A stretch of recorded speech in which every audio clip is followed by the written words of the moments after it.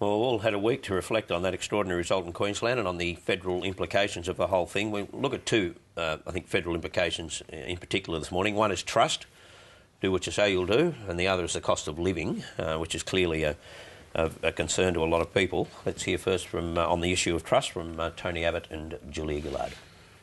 And it's pretty obvious that the Queensland election was a verdict on governments which don't tell the truth.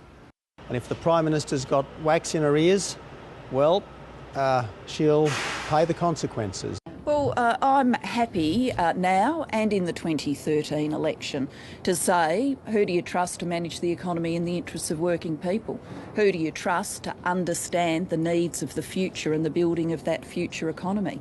Who do you trust to spread the benefits of the mining boom to make sure that they are shared by all Australians? Who do you trust to improve your local schools and local hospitals?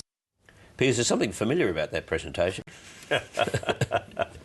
Barry. John Howard, 2004. Exactly. And but his popularity at that time was a lot higher than Julia Gillard. But the trust issues that he was confronting was kids overboard. It was about weapons of mass destruction. They were serious matters, and yet he came out and said precisely that. It worked for him. Yes. Can it work for Julia Gillard? But I think that I don't think it can work for Julia Gillard.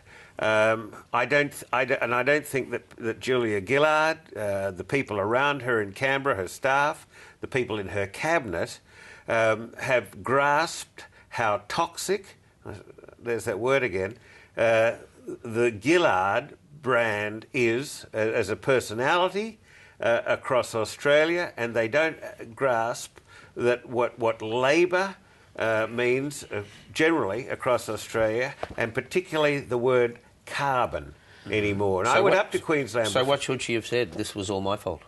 I think that short of a resignation, there's very little that Julia Gillard can do to rebuild the Labor Party.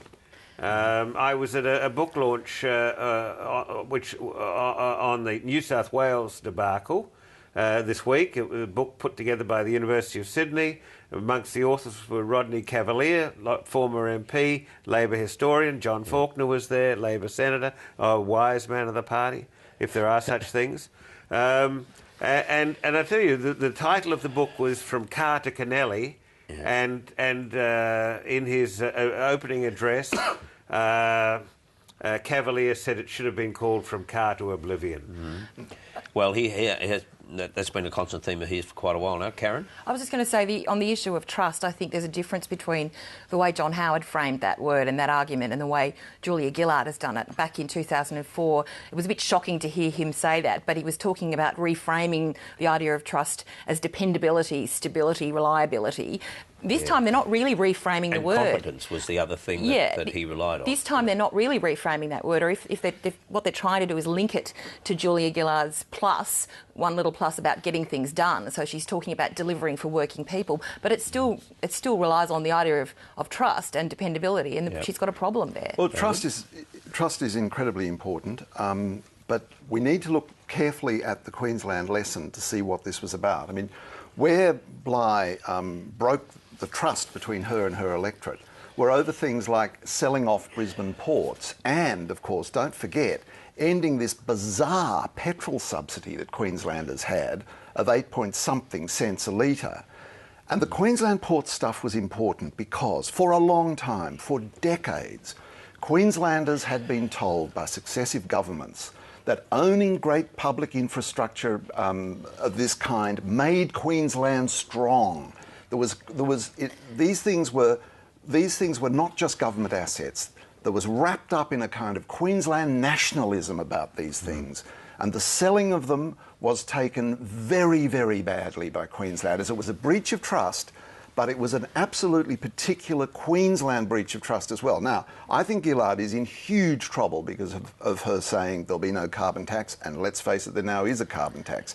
But there was an interesting Queensland dimension to that breach of trust. Well, and the other element there is, the lesson there for Labor federally is you can say something early, you can break trust early in the term, and they will still remember, and they will punish you years later. It's not as though they're going to forget. I think the trust thing goes a lot beyond the ports thing, and I think you have to look at the results from Queensland.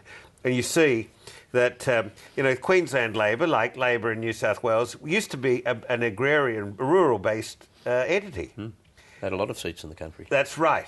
Now, there is not one rural-based seat left in New South Wales, and all of the abattoir workers and so forth, the people who worked on ports in rural Queensland, Gladstone and so forth, they will not have a bar of the trade union movement, nor will they have a bar of the Labor movement again.